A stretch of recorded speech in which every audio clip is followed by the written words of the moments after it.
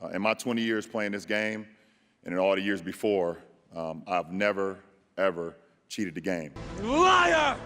In this fall, I'm going to take my talents to South Beach and join the Miami Heat. The statement was that Kevin Durant ruined it when he went to Golden State. And I was saying, well, technically, no. Bron ruined it when he left Cleveland. Because we was all like, that was the first time I had ever looked at something like, whoa, that's cheating. I mean, the crunch time situations, right? That was the bugaboo for him all season long. LeBron's late game struggles. He has no points, none in the final 5 minutes when the score is within 5 points. James more of a distributor right now, 8 assists. Lost the ball, and he gets it back. Assists, 3 rebounds in the period. James sets for 3. Off the mark.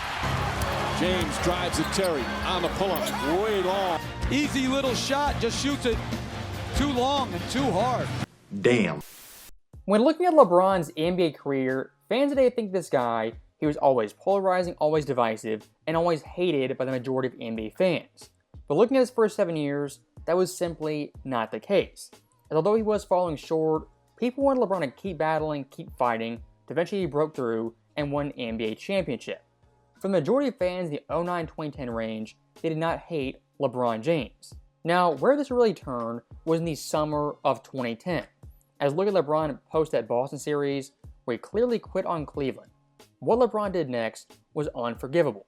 As on July 8th, national TV ripped Cleveland's heart out and said he's going to South Beach, joining D-Wade and Chris Bosh, who at that time were 2 top 15 players. And he was their homegrown child who had turned into this young man that was a MVP basketball player in the NBA. And I think the people here envisioned him being here for his entire career, that he would never go anywhere. So he's come up through the system of ass-kissing all his life, and I have to wonder, as he sat there yesterday, if he was aware of what he was doing to others. Like, that's the classic definition of narcissism. After the fact, or after they showed the TV show, The Decision, it got worse with some of the statements that came out after it, disassociating yourself from Cleveland. I'm from Akron, I'm not from Cleveland. And I think his feeling was, well, if I give money to charity, it'll be fine. And people will concentrate on that and not the fact that I just stabbed Cleveland in the back, basically. And if he really thought that, really misguided, like almost amazingly, astoundingly misguided. It goes back to the narcissism thing and the fact that he referred to himself in the third person, 5 times? That right there for LeBron James, a turning point in his career, the entire narrative around him shifted, that he wasn't the next Jordan, and he was not the next chosen one. Like by going to South Beach, that right there, it was anti-Jordan move possible. As looking at Mike's career, what did he do over and over again, despite some heartbreaking losses? He came back stronger, came back better, with the guys he was invested with. LeBron James did the exact opposite. As going to South Beach, what you're doing in essence is buying a championship and cheating the process. You're a disgrace to this sport! For NBA teams late 2000s, early 2010s, having 2 top 10 players, you rarely if ever saw it. 2 top 5 guys didn't really happen, and 2 top 3 guys, nobody could fathom that. So looking at this Heat team, it was just LeBron and Wade, that would still be pretty unfair. But now being LeBron, Wade, plus Chris Bosh, I mean that's just comical. This Heat team from day one, the clear title favorites who should win it all. And look at their route prior to the finals, and the Eastern Conference had no chance. Boston beaten 5 games. Chicago dispatched pretty easily, winning 4 straight to close it out in South Beach. This Heat team prior to the finals, they were rolling and firing on all cylinders. Now looking at their opponent, the Dallas Mavericks, their road to the finals was a little bit harder. I'll take it back a couple of years. This Mavs team prior to 2011, they're dubbed as chokers who always came up short. And it's for good reason. 07 versus the Warriors, lost round 1. 08 versus the Pelicans, again round 1 loss. 09 versus Denver, lost in the second round. And year prior versus the Spurs, lost in round 1. This Dallas team, not once but twice, lost in the first round as a top 2 seed. How are you? Not great, Bob. And look at their overall roster, their core players. These guys, nice at the prime fighting shape at their absolute apex. Jason Kidd, 37, Will Over the Hill, Terry, 33, aging out. Demary and Dirk Nowitzki, 32 years old, on the back end of their prime. This Mavs team in 2011 was the 9th oldest team in league history. I'll repeat that, the 9th oldest team in league history. As looking at their average age, it was 31.5. Now, diving into the 2011 finals, looking at Game 1 in South Beach, the Heat at home in the playoffs were a perfect 8-0. In the last 7 games, had gone 6-1 overall. Again, this team prior to Game 1, they were rolling. And look at the first quarter, like most finals, a pretty rough outing for both teams. Dallas and Miami under 20 points, and both under 30% shooting. Now the second quarter, things got a little more entertaining, the offense was flowing, and both teams got in a groove. And look at the Heat side, a pretty balanced attack of Wade, Bosh, LeBron, as well as Chalmers, who combined for 40 points. The Dallas side were a two-man army, as Dirk and Terry combined had 25 of the Mavs' 44 points. So that first half right there, very, very competitive, but not the best basketball. Now, fast forward to the third quarter, the first big-time run to blow the game open. Miami closed the third quarter, an impressive 12-4 run with LeBron James hitting a fadeaway 3 to push the lead to 4 points. So looking at a 4-point lead, nothing crazy, but the momentum and the energy definitely on Miami's side. And looking at this fourth quarter, to put it quite simply, it was a D-Wade show. He was the alpha, the closer, the guy really doing everything. As in the fourth quarter, he was nearly perfect, having 7 points, 3 dimes, on 3 of 4 shooting. And an important note, he had 0 turnovers. D-Wade in this fourth quarter really made every big-time play. And versus the Mavericks defense, handling pressure very, very well. On the flip side, defensively, makes some crucial plays that proved very, very timely. Haslam left open, knocks it down. Also a very good rebound. Wade on the pull-up, knocks it down. The San Antonio won the championship. Wade pulls up, that's good. Wade to Bosh. Nowitzki but a foul. Bosh hit the clutch free throws down the end of game 5. Gets that bounce. Pass to Marion. Blocked by Wade. Knocked out of bounds. Miami ball. So impressive. Kid all over Wade. Fires away. Puts it in. They're going to review it. Whether it's a 2 or a 3, Dwayne Wade at both ends of the floor. So that fourth quarter right there in Game 1, Dwayne Wade, he was given the keys as the guy to bring it home for the Heat and get a 1-0 victory. And of course, Wade did just that. LeBron for the fourth quarter was kind of a background dancer. As looking at his buckets, both of them were dunks, and his last points were kind of in garbage time. The game was already decided. Now look at the Dallas side of things. Jason Terry in the second half put up a donut, had 0 points. And in the second half, Dirk Nowitzki was kind of going solo. As unlike Miami, he didn't have another all-star superstar player who could really pressure off him and command double teams. For this Heat team, if LeBron gets doubled, you still have Wade. Wade gets doubled, still have LeBron James, and Bosh gets doubled, you had LeBron or Wade. Again, that right there, the ultimate cheat code. But looking at Dirk, the complete and polar opposite. As versus the Heat, very rarely if ever had 1-on-1 coverage where guys weren't helping, double teaming, and showing extra pressure. So that right there in Game 1 was kind of the story. And I'll make one last note, the bench production of the Heat versus Dallas. The entire game of the Heat, 27 points, the Mavericks 17. But look at the second half, 15-3. The Dallas bench in the second half was an abysmal 0 for 9 from the field and only had 3 points off Brendan Haywood free throws. Yeah, we had a big 3. And everyone said it's a super team this, super team that.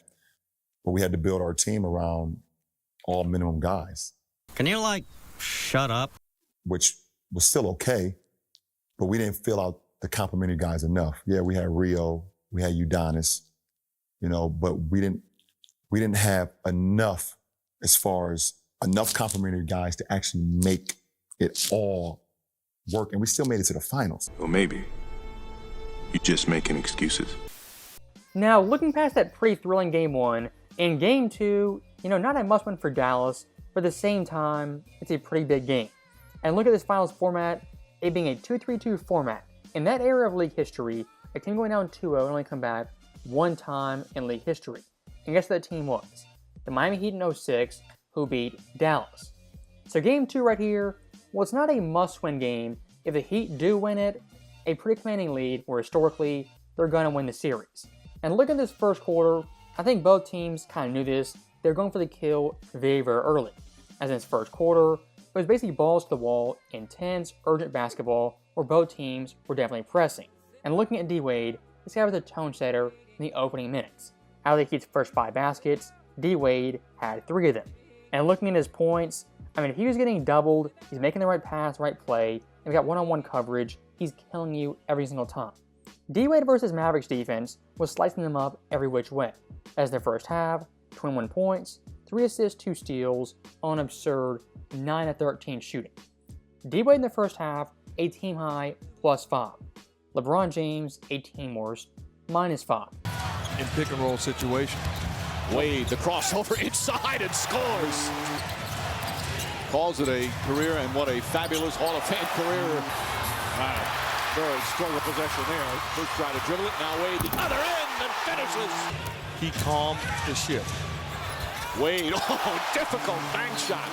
And LeBron James goes to the bench, and this is the greatness of this team. It's LeBron James goes to the bench, Bosh struggling, Wade takes over. I mean, this is, it's a very tough nut to crack to beat this team because of their depth. Thomas says, let's slow it down. Wade fires. It's a three. Now, everybody makes such a big deal of LeBron, and understandably so. But this isn't Dwayne Wade's first rodeo. He's got 21 points in the first half, and he said the other day he's playing differently. He has to play off LeBron. He's happy to do that, figure out where to go, and then go. It appears to be go time, Irvin. You said stars have to play like stars. He heard you. So that first half right there from D-Wade, nothing short of spectacular. And if he wasn't damn near perfect, the Heat could be down by 10 points pretty easily. Now look at the third quarter, really more of the same, the Dwayne Wade show. And Miami numerous times made big time pushes, getting a lead near 10 points, where the floodgates were seemingly opening. But to give Dallas credit, each time Miami made a run, they responded, were composed, and made their own run in return. And look at the fourth quarter, the third time this game Miami made a big time push. As off rip, a 13-0 run, where Dwayne Wade had 9 of the 13 points. At this point, the Heat, up by 15 points in firm control, they were penciling them in for a 2-0 lead. As looking at Dallas right here, they had 0 momentum, they were on the road, and started the fourth quarter, they were 1 for 10 with 5 turnovers. The game right here should have been over. But looking at the close of this game, Miami would go ice cold and completely fumble it away. And while they fumbled it, it's pretty simple. Their offense in the stretch ran through LeBron James. That has been the story. As Dallas turning it over. James, he thought he got hit. Good screen by Bosh, freeze of the defense, and he just misses. Shot clock at 8. Nowitzki against Bosh, spinning. Marion the drive, flips it up, banks it in.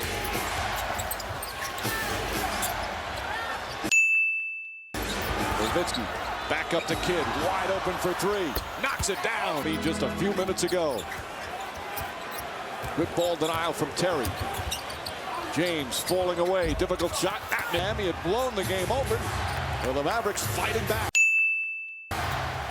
Nowitzki hooks it up, puts it in, under 2 to play.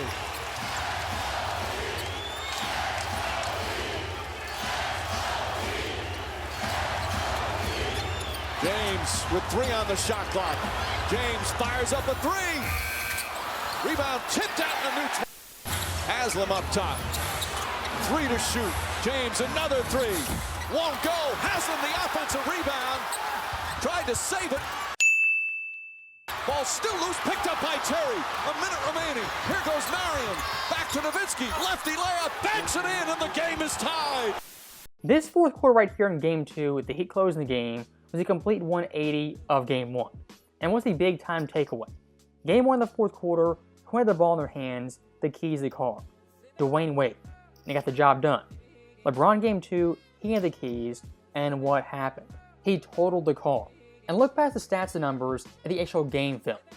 LeBron in the stretch had a crucial mistake that swung the entire game. Right here, 2 bad threes, which were absolute bricks, but worse than that, after those missed threes, he gambles on a steal, doesn't get it, instead of getting back on defense, floats out of the play. That right there for this game was in fact the turning point. As LeBron does hustle back in on defense, you never know what could happen. But looking this fourth quarter, this guy mentally was just checked out. Now on the flip side, Dirk Nowitzki, anything but checked out, he was dialed in, locked in for the entire fourth quarter. The stretch tonight. Terry to Nowitzki, puts up the three, puts it in! Dallas goes up by 3!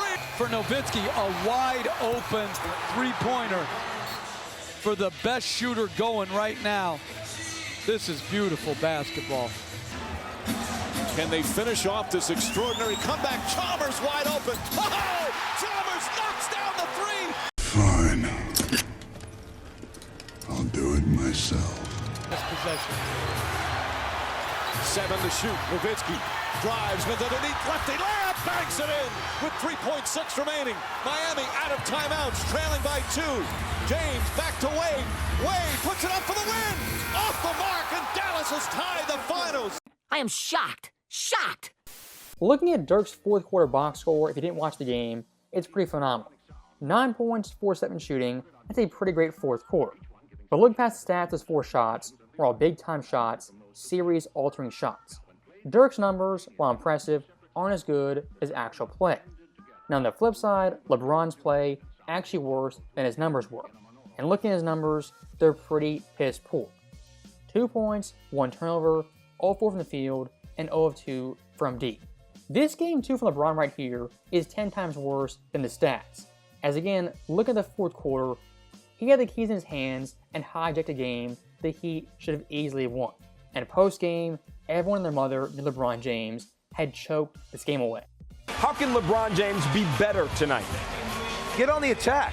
Quit shooting threes. I know you were 4 for 5 in game 1, but 2 of 7 in game 2. Got to get to the free throw line. When Mario Chalmers has more free throws, that's unacceptable. LeBron James wasn't LeBron James. To me, I still have yet to hear a good explanation, any good explanations for one of the most mystifying things I've ever seen in sports, which is LeBron James couldn't get to the line. Miami at this point, whether we're talking about Spoelstra or LeBron, should milk Dwayne Wade when he's going like that, like he was in game 2.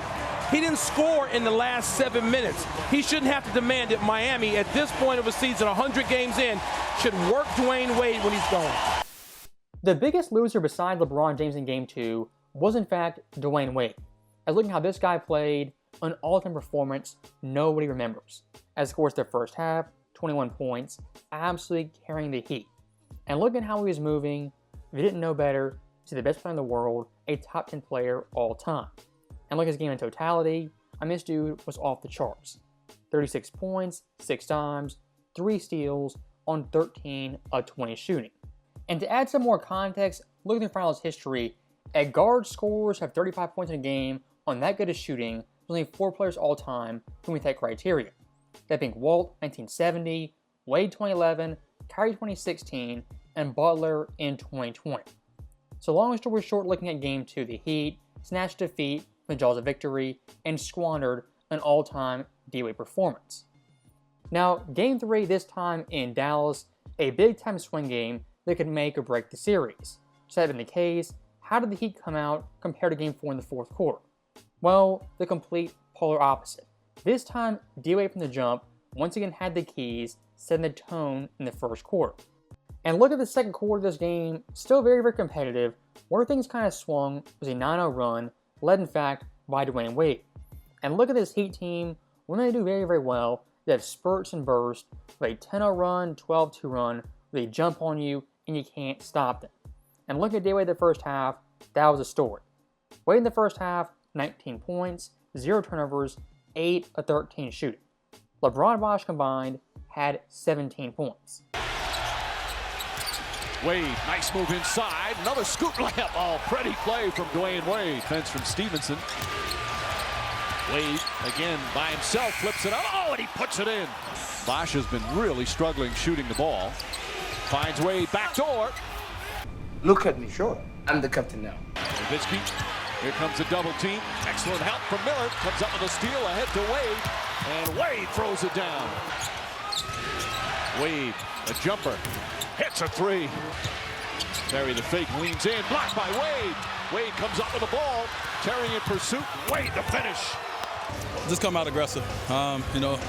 Make sure my team follow me. I'm the captain of the team, the leader. So just trying to come out aggressively and do what we do. They're going to have to do a better job of double teaming Wade. Maybe not LeBron as much, but Dwayne Wade, they're going to have to double team him. That's interesting. That's very interesting. So far in the first 3 games of the series, there's one common through line. When D-Wade's in control of the offense, the Heat look perfect. When he's not, things go sideways. And fast forward to the fourth quarter, Dallas, after rallying in the third quarter, they were hanging around, being competitive, in striking distance to steal this game. And look at the fourth quarter LeBron James, another stinker. This guy in the opening 30 seconds had a breakaway dunk. It was the only made shot of the fourth quarter. I'll repeat that. This guy's only made shot of the fourth quarter was a breakaway dunk any role player could have made. LeBron in the fourth quarter going AWOL, being a no-show, we'll come to expect that. But here's the unexpected thing. Despite LeBron James doing nothing, once again Dwayne Wade carried this team on his back. In the final minutes, Chris Bosh also had a big-time shot in the fourth quarter. He had 7 points, tied with D-Wade for the team high. And the luxury of playing with great players. Defenses at times get caught staring. Wade, shot clock at 7.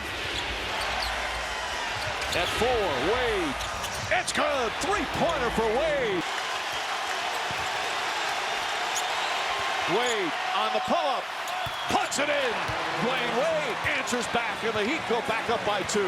I think if you're the Dallas Mavericks, you got to get the ball out of the hands of Dwayne Wade. Chris Bosh just hit perhaps the biggest shot of his career to put the Miami Heat up by 2. 39.6 remaining. Plenty of time to get a quality one so you can secure another possession. Nowitzki spins against Haslam. Kicks it out, throws it out of bounds. Inbound, Chalmers trying to distract. They're out of timeouts. They have to get it in. Up to Nowitzki. Haslam on him. Nowitzki spins. Head fake. Falling away. Shot won't go.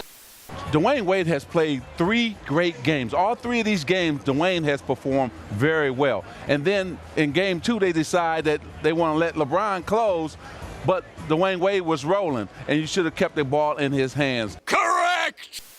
That fourth quarter right there in game 3 was Dwayne Wade and Chris Bosh doing absolutely everything. And for LeBron James, he got bailed out like few superstars have ever gotten bailed out in finals history. And looking at his full game point total, this guy at the peak of his powers only had 17 points on the biggest stage. 17 points held under 20. For some context, Michael Jordan's finals career, his lowest scoring game was 22 points in 1996. And look at the fourth quarter numbers, they make this game look 10 times worse. The leading scorers of the fourth quarter both sides are as follows. Dirk Nowitzki, 15 points. Wade and Bosh, 7 apiece. Barea 5, Chalmers 3, Chandler, LeBron James each had a bucket. LeBron in a pivotal fourth quarter of a game 3 had one singular bucket that once again came in the first 30 seconds of the fourth quarter. This guy the next 11 minutes was a complete and non-factor. And here's one thing I have to key on. Look at the Mavericks defense guarding Dwayne Wade, throwing everything at him. And how did Wade respond? Making the right play every single time, making the winning play every single time. LeBron in this game is a background dancer who really did nothing. Good hands defensively. And they've had trouble completing that pass as James travels. James more of a distributor right now. 8 assists. Lost the ball. He gets it back. Fall-away jumper. And a double dribble. Out to Bosh. Shot clock at 6. Wade on the drive. Kicks it out. Oh, hell no! Whoa! James fakes. James, that's a 2-pointer. In and out. With the exception of the Bosh game winner, you made every big shot. How much responsibility in tough circumstances do you feel? I feel a lot. I've been here before. And my teammates said they wanted me to get the ball. Last game, we kind of went away from getting me the ball down the stretch in the spots that, either got a double or I'm able to get a shot off. If you're a Heat fan right now, up 2-1 on Dallas, you stole game 3, you gotta be feeling very, very confident. And you gotta think LeBron in the fourth quarters, he can't get worse. The first 3 games, a total of 9 points, 3 turnovers, 3 of 11 shooting, and 0 of 5 from deep. Those numbers right there are clearly piss poor. But take it one step further, look at LeBron's actual made field goals. What do they all have in common? They're all dunks, 1 foot and in. This series so far in 3 games, what it came down to was fourth quarter play and late game execution. So looking at Game 4, LeBron James, scoring 17 points, had to bounce back and be much more impactful. And barring an 8-point dud, an absolute no-show, the Heat in Game 4 are going to win and go up 3-1 and cruise to an NBA title. Even though we up 2-1, I still feel like our back is against the wall. And this is a must-win game. And here we go. Not a big scoring game, just 17 points. As Wade took over with the scoring. James, tough shot, that won't go. That's 8 offensive rebounds already. Teammates for 7 years. Well, even if you don't get along, there comes a point where you've got to stop sugarcoating and telling the truth. Terry gets it back.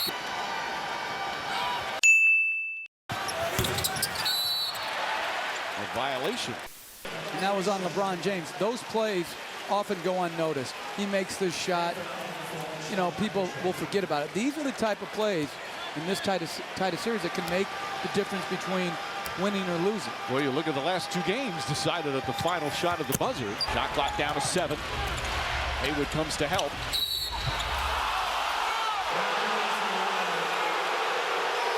There's the personal foul. That's a flop. Offensive foul. Great defense from the 38-year-old. You might want to think about LeBron James has 4 points, just 4. He's tied with Joel Anthony. Looking at LeBron right there in the first half, this guy mentally was completely checked out. As looking at his first shot attempt, it was an air ball, not even close to the basket. And defensively, was not much better. This guy was getting cooked one-on-one, and in rotations, he was always late. And it got so bad at one point defensively, what did he resort to? Flopping and acting. LeBron right here in Game 4 was mentally self-destructive. He had to grade his first half. It was a clear F- on all fronts. As looking at his stat line, he had 4 points, 2 turnovers, 1 of 4 shooting, and 0 of 2 from deep. The rest of the Heat players, playing their A game. Chris Bosh, 16 points, 8 of 12 shooting. Wade, 13 points, 5 of 10 shooting, and Mario Chalmers had 5 points, outscoring LeBron James. But we didn't have enough. Shut up, man! If you look at LeBron's first half so-called highlights, this guy was a complete non-factor. As looking at his made shots, again, where do they come from? At the rim in the paint, 1 foot and in. Looking at his first basket, to me personally, looks like offensive goaltending that went uncalled. We'll look past that. His second basket, 25 minutes later, what was it? A 1 foot shot via Dwayne Wade. Now here's the crazy thing. LeBron being so aloof, so checked out, the Heat in this game, very much in the game, in prime position to win and go up 3-1. And look at the third quarter Dallas, and at the end of the third quarter, they went absolutely ice cold. As the final 4 minutes, didn't make a single shot. Miami was an 8-1 run, eventually up by 9 points early in the first quarter. Right here for this Heat team in Game 4, going up 3-1 almost seemed inevitable. Looking at the final 10 minutes, what would happen? Went on NBA lore, one of the biggest choke jobs of all time. As Miami yet again will blow that lead and score a big-time victory just like Game 2. And looking at LeBron, what did this guy do? Well, less than nothing. The first 3 quarters, playing like a role player. When the fourth quarter reaches final form as a glorified bench warmer. As in the fourth quarter, playing all 12 minutes, had 0 points, 2 turnovers on 0 of 1 shooting. This rating from LeBron James was absolutely horrendous, as offensively was totally checked out, but defensively was getting cooked as a quote-unquote two-way player. 3 games in a row for you, fourth quarter, not much. That's the moment superstars become superstars. Seems like you're almost shrinking from it. What's going on? I think you're concentrating on one side of the floor. And, all you're looking at is the stat sheet. Ironic. Honestly, I'm a two-way player. They want to avoid going down 3-1. They've done it so many times during these playoffs. Terry, the drive, goes right at LeBron James. This veteran Mavericks team, always confident they can come back. Terry's shot rolls in.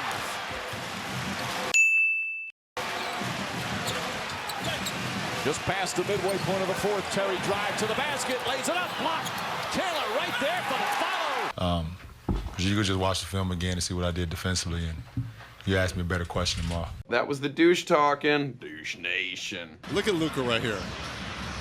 It's okay, Luka, to move your feet a little bit over and help out.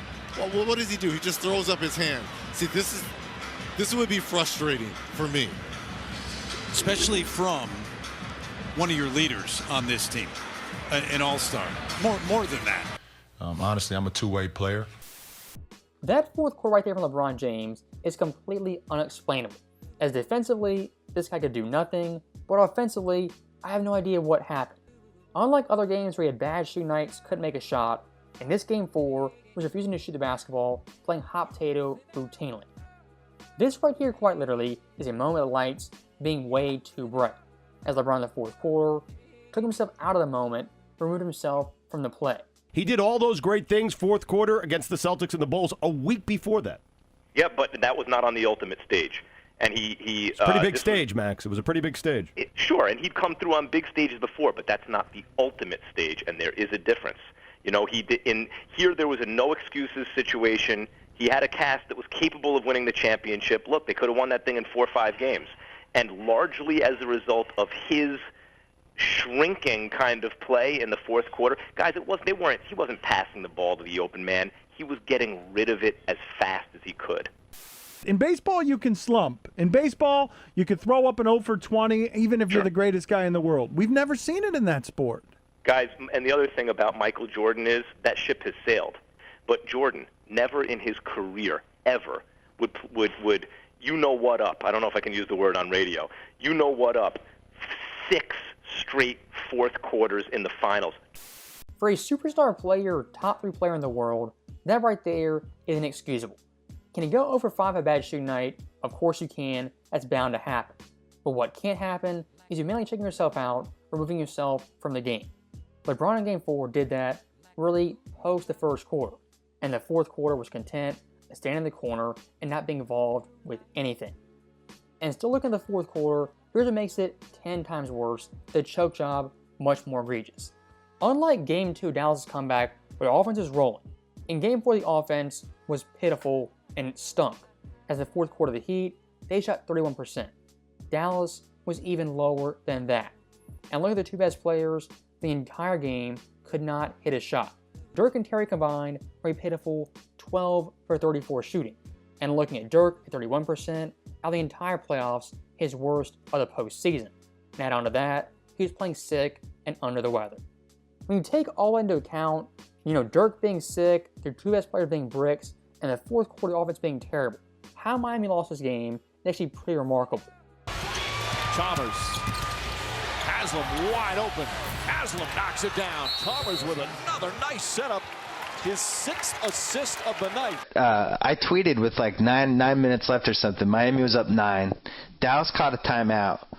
They were beaten in the huddle. And I was sitting behind their bench. I was like, wow, this is over. This is done. And it really wasn't a reverse jinx tweet. It worked out that way. But at that specific point, I thought that series was over. I would have bet anything.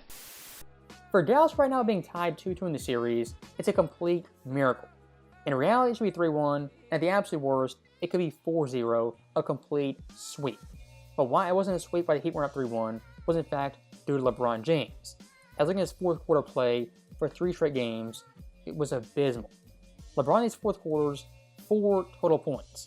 Turnovers, 5, 1 of 8 shooting, and from deep, 0 of 4. LeBron in these 3 games combined played a grand total of 34.5 minutes.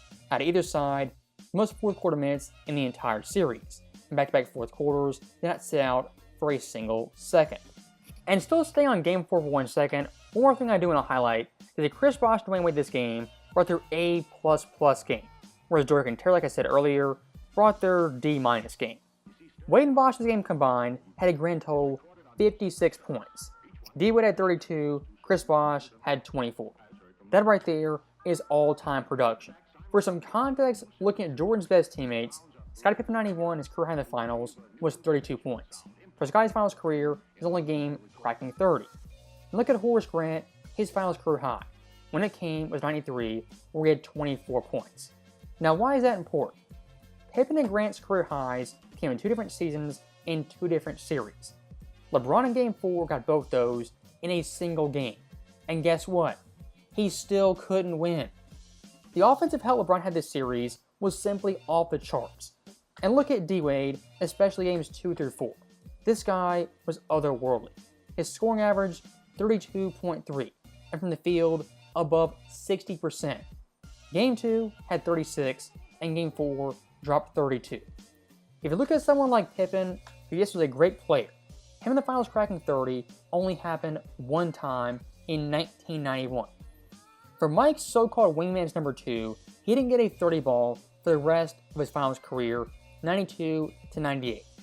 LeBron games 2 through 4 got 2 of those almost back-to-back. And guess what happened? He lost both games.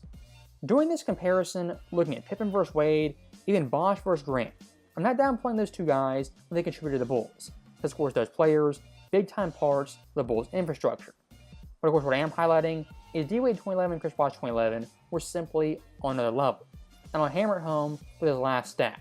In Michael Jordan's playoff career, he played a grand total of 179 games. Out of those games, only 2 times ever, he had a teammate at 32 or more points. Dwayne Wade in 2011, for the entire playoff run, at this point on 19 games, had cracked that mark 5 separate times. First Boston at 38, Dallas 36, Boston 34 again, Philly 32, and Dallas 32.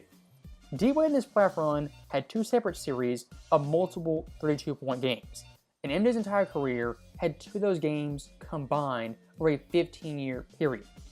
Well, now you're in for it because the whole world, unfairly to me and laughably, is going to expect you to be Michael Jordan come NBA Finals time when Michael went 6 for 6 in MVPs in the Finals. And he's not capable of doing that. Top to James. James fakes, drives, pull-up jumper. You are not him. You are not him. Now, looking at Game 5 in Dallas, a critical Game 5 pivot point in the series, the winner of Game 5 most likely is winning the finals if they're going up 3-2. So that in the case, both teams need this game desperately. And look at the Heat, how did they come out? With the worst game plan possible, trying to get LeBron involved with him being the guy. This in the first quarter did not go well, and Dallas off the jump up by 7 points. And look at LeBron James, typical LeBron James. The first quarter, 1 of 4 shooting, had an air ball, his only bucket was a breakaway fast break dunk that anyone could have made.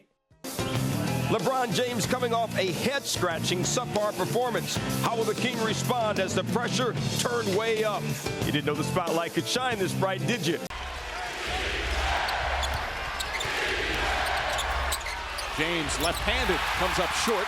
Opportunities. James gets the pass, shot clock at 5, pulls up for the jump shot. Duck and cover. A jump shot. Chandler pokes it away. Marion goes right at James. Oh, nice spin move. Marion way off. And Wade releasing down the other end and can't get to it. Already 4 turnovers for the Heat. Son of a bitch. So that right there in the first quarter for LeBron James, him kind of slumming out the gate and not playing well. And for Heat fans, this right here will get worse looking at Dwayne Wade. As Wade in the first quarter, aggravated hip injury they'd had all postseason long. Right here looking at D-Wade's injury, this is no doubt severe, a big-time turning point in the game. And look at LeBron James, gotta step up, do your job, and carry your weight. And LeBron's credit next 2 quarters, kinda did that. As in total, 13 points, Bosh had 11, Mario had 9, and Mike Miller added in 5 points. With D-Wade being hurt and hobbled, LeBron and Chris Bosh no doubt carried their weight. But here's the big-time question. The second and third quarter you could perform and play well, but in the fourth quarter, could you keep it up? This Heat team in the fourth quarter, they had a big 9-0 run to go up by 4 points. And right here, anyone's ball game. But post that moment, what happened? Another collapse, choke, and complete no-show. And looking at Dallas to close this game, a 17-4 run blew the doors off them to go up 3-2. LeBron's fourth quarter numbers, again, were pitiful. As in total had 2 points, 1 turnover, 1 of 4 shooting, 0 of 2 from deep, while playing the entire fourth quarter. And look at those numbers, 1 of 4 shooting. That one made shot was a field goal late, Tyson Chandler moved out of the way and conceded a basket. LeBron's stats this fourth quarter, hard to believe it, look better than his actual play. And that's one thing we see over and over again. LeBron's fourth quarter stats, yes, they suck, they're terrible. But looking past the numbers, the buckets he is getting are completely meaningless. And defensively, this guy's getting torched over and over again in the biggest game of the season. What do you expect from LeBron James tonight? Well, he's got to play Stewart better defense because in the fourth quarter, he allowed the shooter, Jason Terry, to score 8 points.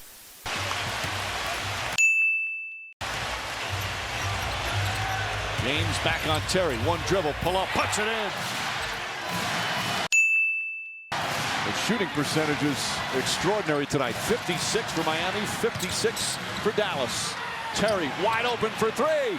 Bang! Nowitzki trying to get free. Good ball denial again from Haslam. Shot clock at 5. Terry the drive out to Kidd. Kidd for three. Terry to Kidd. Nowitzki wants the ball. Haslam again. Excellent ball denial. Terry a long three. Bang! I ain't gonna lie, I'm getting cooked. For LeBron right here in 4 straight fourth quarters, he was an absolute ghost, a no-show, not involved whatsoever. And look at these games for a quick recap. Game 2 the Heat played a 15-point lead in the fourth quarter. Game 3 LeBron James got carried. Game 4 up by 7, still lost. And Game 5 in the clutch, 50-50 game, they also blew that. What this series comes down to in its simplest terms is fourth quarter play, late game execution. And looking at LeBron this series, fell woefully short of meeting role player expectations. As in Game 2, 2 points, 0-4 shooting, 1 turnover. Game 3, 2 points, 1-3 shooting, 2 turnovers. Game 4, a donut, 0-1 shooting, and again, 2 turnovers. Then of course Game 5, 2 points, 1-4 shooting, and 1 turnover. Doing this simple math right here, LeBron's fourth quarters had a grand total of 6 points, 6 turnovers on 2-12 shooting with a plus-minus that was -16. Now I'll keep harping on it. The overall stats, yes, they suck. But look past the numbers at the actual game film. This guy defensively was a turnstile and off ball was completely checked out. That right there in the box score, you won't see it. But you also won't see LeBron James late in games, running for the moment, not hunting a shot, wanting the big time shot. For guys like Jordan, Kobe, Bird, the upper echelon clutch players, they didn't make every game winner hit every big time shot in the finals. But what they did do was embrace that moment, the pressure of wanting the shot and not shying away from the moment. I felt like Dwayne Wade was looking like, yo, this guy's doing this stuff again and I got to do everything again. And he started dribbling the ball off his foot. No, I don't see it as a trust issue with Dwayne Wade. This was not Jordan passing to Paxson because the shot was open for him. This was LeBron saying, I just don't want any part of the pressure. From Chandler. James, pass deflected, and attack the rim. James still scoreless here in the fourth quarter. He has 4 assists. He's not aggressive. He's passive. LeBron feels that he doesn't want to disappoint those around him. And so if he takes the shot and misses, he's let his guys down. But if he never takes the shot, he hasn't failed. And that's what it looked like to me. Now, also one more thing I do want to harp on, look at LeBron's Game 5 production, an abysmal 17 points. Compared to Game 4, doubled his total, but still a below average game. And look at his 2 superstar teammates. Dwayne Wade on one leg outscored LeBron. Chris Bosh, the third fiddle, also outscored LeBron James and outplayed him. And look at the Heat's bench. This game, an absurd 40 points. LeBron's offensive help and defensive help were enough to win this game, but he plays average, typical LeBron James. So looking at that point total, 17 points, being outscored by Wade and Bosh, let's put it in context to Michael Jordan. Michael Jordan in his finals career, the first three-peat, outscored one time by a teammate. That was in 91 where Pippen outscored him by measly 2 points. Look at the second three-peat, it only happened 2 times. In 97 where Pippen had 27 points, Jordan had 26. Then again 98 where Kukoc had 30, and Michael Jordan had 28. So looking at Jordan's finals career only 3 times, he outscored by a teammate. LeBron's finals career so far, over 2 series, have been outscored absurd 7 different times. And look at games 3, 4, and 5. LeBron for 3 straight games outscored by multiple teammates. And Jordan's career multiple teammates never outscored him, not once. And the finals like I showed you happened very, very rarely with a 35-game sample size. Now let's take it one step further, still this 3-game stretch of 17 points, 8 points, and then 17 again. LeBron 3 straight games scored 17 or less. Looking at Jordan's playoff career, in 180 games, only twice hit 17 points or lower. And looking at these 2 games, what's one thing we have to know? The first game is 1989 versus the Knicks. The next game, 7 years later, in 1996. Looking at those 2 games right there, it's a 104-game gap from one 17-point game to the next game. That for Jordan's career is some very important context. As looking at LeBron, games 2 through 5, he couldn't go 104 hours on 3 straight games, 17 points or fewer. And looking at his averages, imagine Mike in the finals putting up these figures. 14 points per game, 4 turnovers, 38% shooting, 9% from deep, and from the line at 70%. This is what LeBron James shoots from the field in the playoffs. It was like 57% or something like that. They said this is what he shoots, and they circled it outside of 15 feet. Chalmers, James tries another 3. James up and under, off the mark. On the perimeter at least, Wade kicks it out to James. James puts up a 3. Hell no! You don't have guys who are 25-point scorers become 17-point scorers in the finals. That never happened. Somebody that I know in NBA circles said that the book on LeBron has always been, if you could just keep him from getting to the rim, he will eventually just give up and not have a plan B. I think all of that, I think the pressure, it being his first year in Miami, I think everything just kind of snowballed. The scouting report, how dialed in we were, the pressure. For Michael Jordan's playoff career, yes, he wasn't perfect, wasn't great every single game. Nobody is. But looking at Jordan's duds, they're few and far between. Looking at Jordan's entire playoff career, only 6 times was he held under 20 points. Only 6 times. LeBron pre-championship, 06 of this finals, under 20 points, 13 different times, double Michael Jordan his entire playoff career. And look at the finals, the biggest stage. Jordan's lowest scoring game was 22 points for the Sonics in 1996. In Jordan's finals career, his 23rd career game. Looking at LeBron's finals career, 10 games in, he went under that mark a staggering 5 times. As for his Dallas at 8 points, the Spurs 14, 17 twice, and then 20 yet again. LeBron James has been held under 20 points in 3 straight games for the first time since March 2004. What was 2004, Roby? Wasn't that his rookie season? So now looking at Game 6 down in South Beach for the Heat, this right here is a do-or-die moment, your back's against the wall. And looking at LeBron in the first quarter, actually on fire, and his jump shot looked halfway decent. As in 3 was feeling it, and overall was 4 for 4. Looking at LeBron in the first quarter, his jump shot, for the first time all series, was actually clicking. But here's the thing. Looking at LeBron's game, his jump shot, it's hot or cold. The first quarter, on fire, realistically, it's not going to last. As look at LeBron prior to this game, his jump shot overall was 8 for 34. The mid-range, 4 of 13, and from 3, 3 of 18. If you're Dallas right here from LeBron James hitting his jump shots early, you're not going to panic that much, as LeBron time and time again will rest the mean by the 4th quarter. In this game, that's exactly what happened. As opposed to that first quarter, is 1 of 5 shooting, and 0 of 2 from deep to close the half. And coming off pick and rolls and looking to get into the seams. James, not that time. Meanwhile, Mavericks back up by 1 as we come up to 2 minutes remaining. James left open. Kid backing off a little bit. Shot clock down to 4. You see the Dallas Mavericks going into that zone, and it's keeping the Miami Heat on the perimeter. Jump shot after jump shot. LeBron James made his first 4 shots, missed the next 3, but all jump shots. You satisfied with your defense against him? Well, we got to try to keep him and Wade out of the paint. And then, you know, when the ball goes up, we got to get it off the board. Shot clock at 7. Terry now on James. 2 to shoot. James gets inside. Short. My God. What is that smell? Here's one big time trend I noticed that's been repeating all series. When D-Wade's off the floor, Miami's offense goes completely sideways.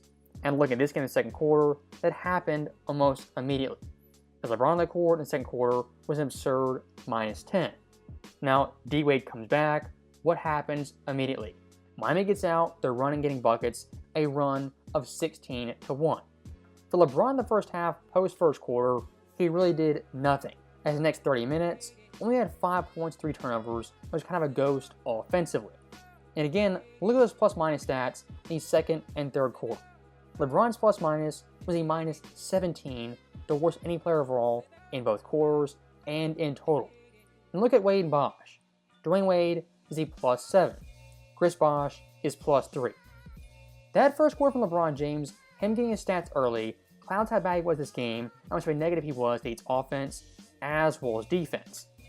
Now, speaking of defense, Dirk versus the Heat was getting clamped down, as in the first half, an abysmal 1 for 12 shooting. But looking at someone like Dirk right here, he's the anti-LeBron James, as in the third quarter, what did he not do? Fade in the background and recoil into his shell, as during the third quarter was hunting a shot from the jump. And what happened? He found his rhythm, found his groove, and eventually got things going. But in the second half, Dirk compared to the first half was a complete 1-8, having 18 points on 8 of 15 shooting. James on Terry. Terry to Nowitzki. Nowitzki, open jump shot, knocks it down. The contestant come back, not leak out. Nowitzki lays it in with the left hand. Plenty of contact there. My thing was, okay, if I take a sip of my Diet Coke at the right moment, we'll score. And if I take my Diet Coke and put it down the exact right spot, that will get a stop. Kidd to Chandler. Chandler brings it back out. Nowitzki on the pull-up, puts it in. Nowitzki puts it up, puts it in. Dirk Nowitzki makes it a 10-point game. Nowitzki, left hand, lays it in, and it's 103-92. Game.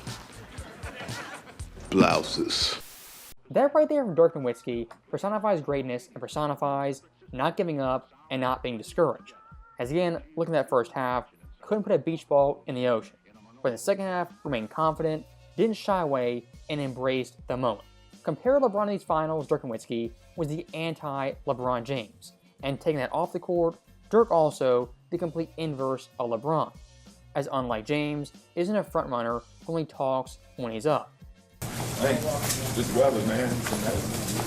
Weather is crazy. It's hard to go from 85-degree weather and then go to 90. They're making fun of the other team's superstar who has been killing them game after game. And they are suggesting to me that Dirk was maybe faking or at least exaggerating his sinus infection. It's the only thing missing from that video was the confetti and the fireworks that they had before they ever had a practice. Seriously. And this is what people see when they see them. LeBron James is 26, looks 36, and often acts 16. For LeBron right there to mock Dirk Nowitzki, imply he was faking an illness, faking being sick, that 20 years later is pretty rich. As looking at LeBron routinely, this guy fixed injuries like nobody else. And even look at 2010, the mysterious elbow injury. LeBron in this instance has no right to talk and is completely tone deaf. It's hard to go from 85-degree weather and then go to 90. I know that ain't who I think it is. I let the emotions get the best of me and pretty much played the last 3 games with a broken hand, so. I couldn't shoot the ball, I couldn't extend the ball, and I don't know where it came from. Right after the season, it went away. My ankle was the only thing that was kind of bothering me. Well, obviously bothered me in the later stage of the season, and never fully got back to before the injury. Oh, boo-hoo! When you look through NBA history, the biggest finals upsets, Dallas vs. Miami definitively is one of the biggest, if not the biggest, all time. As looking at Dallas, like I said earlier, they're the old team, the chokers, who time had passed. This Heat team, in their prime, ready to roll, have been assembled for the sole purpose of winning a title and dominating the NBA. And speaking of domination, look at LeBron James versus Jason Terry. LeBron in games 4 through 6 was outplayed by a role player, a bench player in the Jet. Game 4, Terry outscored him 17-8. Game 5, 21-17, and Game 6, 27-21. Not to downplay Jason Terry, he was a very, very good player, but he was never an all-star, and post-age 30 was always coming off the bench. If you're LeBron James in your prime, your apex, you have tons of help alongside you. Being outplayed by Jason Terry simply cannot happen. In terms of a GOAT case, this right here, again, squashes all that nonsense. Prime to perform. Magic, what do you expect from LeBron tonight? I want to see him, Stewart, have some fun. Get into his defense, because the key is, can he stop Jason Terry? Tell me He didn't just say that. When looking at LeBron's defense at his peak, the chase down blocks, highlight plays, of course, are phenomenal. But looking at the details of little things, LeBron time and time again just comes up woefully short. This kind of rotation's always late, and off ball, just kind of aloof. Stevenson inside to Chandler. Marion, that little push shot. Sean Marion. 9 to shoot. Marion. Nowitzki, catch and shoot. Oh, the shooting not quite a call there as Nowitzki with weight on him. Here comes James. Spotted up. Stevenson for 3. Knocks it down. What are you doing? He's creating controversy, that's for sure. Marion, high pass to Terry. Good catch. Shot clock at 6. Marion, the scoop layup. James is on Stojakovic. Hasn't played much, as Jeff mentioned, in the series. That's his first points. Defensively, can't allow the blow by. Ball close out to Jason Terry, allows him to get all the way to the cup, gets him going, and Terry lets him know about it, begins to talk. Terry throws it up. Nowitzki backing in, double team. Oh! Marion, the fake, spinning against James. Marion flips it up and in. His energy and effort. Blow by defense, takes a pitcher. You got to get back into the thick of the play. Look to make plays in the paint. You want to get in trouble, that's when you open up your mouth. Continue to get it done. He's down his broadcasting career. Terry. Stevenson, that's a 3. It happen in transition, in a home run trot. If you want to win the ring, get back in transition. Dwayne Wade holds the fort down, and LeBron is still trotting. Well, the last 2 games have been decided at the buzzer, both 2-point games. Marion inside, nice finish. Cardinal. Shot clock at 5. Marion's got to make something happen. Drive across the lane. Shot, he banks it in. All over 11 times. That's often how Miami gets their offense going in transition off turnovers. Marion, difficult shot, he puts it in.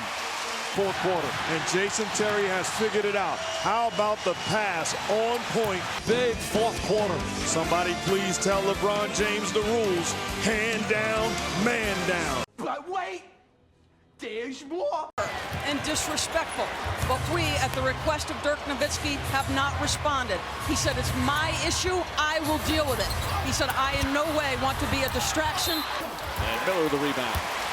Rebounding numbers obviously so big. The key as they turn it over nearly.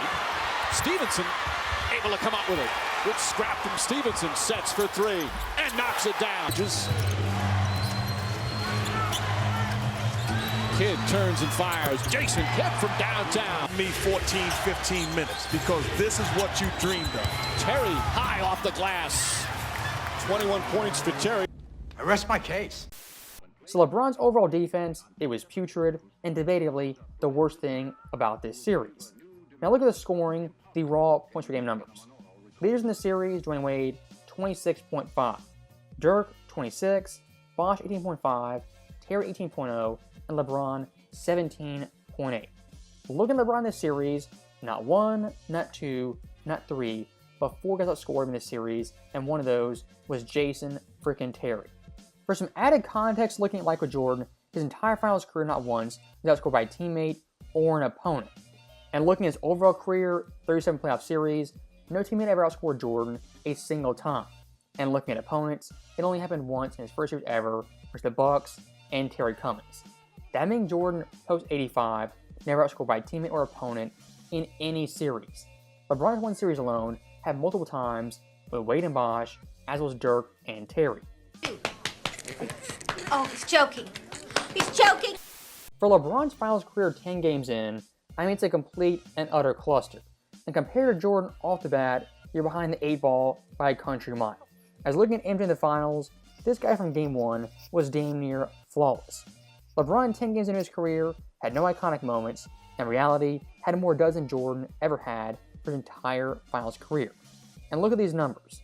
19.5 points per game, 4.7 turnovers, 42% shooting, under 3% from deep, and the line below 70. And that plus minus was minus 40. LeBron's series record in the finals was now 0-2.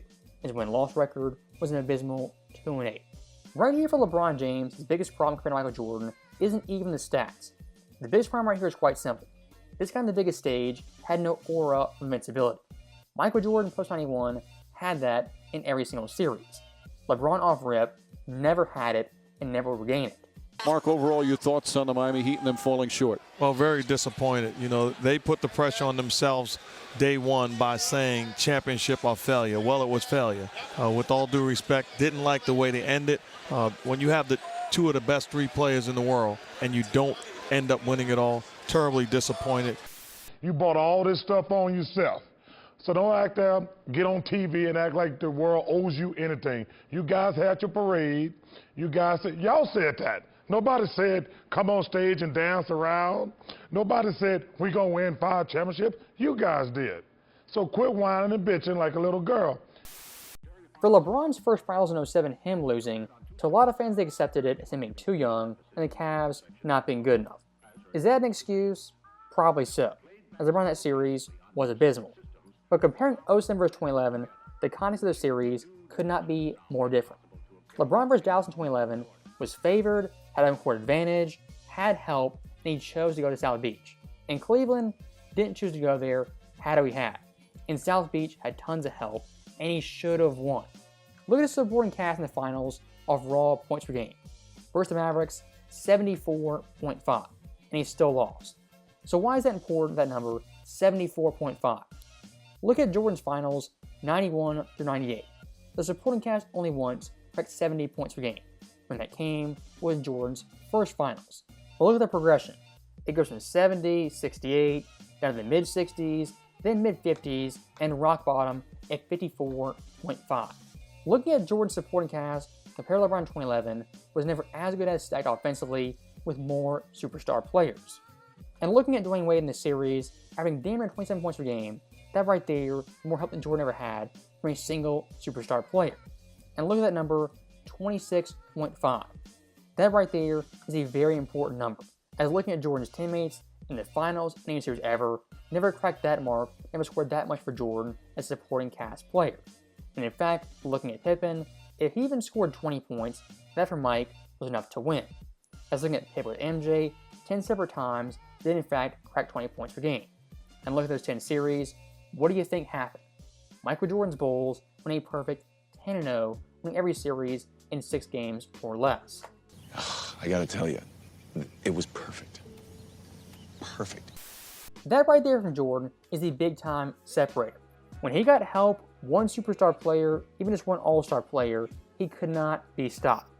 LeBron versus the Mavericks had 2 of those guys and still fell woefully short. And look at the fourth quarter stats that sum it up perfectly. LeBron in fourth quarter points of series ranked 5th overall, tied with Mario Chalmers and Udonis Haslem. I'll repeat that, LeBron in fourth quarter points was tied with Mario Chalmers and Udonis Haslem. Looking at Dirk, more than 60, Wade 44, Terry 30, and even Chris Bosh had 23. If you're a so-called GOAT best ever player, that simply cannot happen. So that right there is in the video, and I'll say one last thing. Look at LeBron's stretch 07 to 2011, that 5-year window. This guy, how he was losing, was completely and utterly embarrassing. As numerous times was the favorite supposed to win, other times wasn't favored, but played so bad, you simply can't overlook it. For LeBron's legacy compared to Jordan, that right there is the big time difference. In 2011, what did he do that Michael Jordan never did? Loses the favorite with home court advantage. MJ in the playoffs, the higher seed home court advantage is a perfect 24-0. In the finals was 4-0. LeBron by year 7 had also the home court 3 straight times. 09 versus Orlando, 2010 versus Boston, and of course this series versus the Mavericks. So what does that show you right there? Just because you're the favorite doesn't mean you always win. Well, that's the case unless you're Michael Jeffrey Jordan, the greatest player of all time. As always, thank you guys for watching. Hope you enjoyed it. I'll see you next time.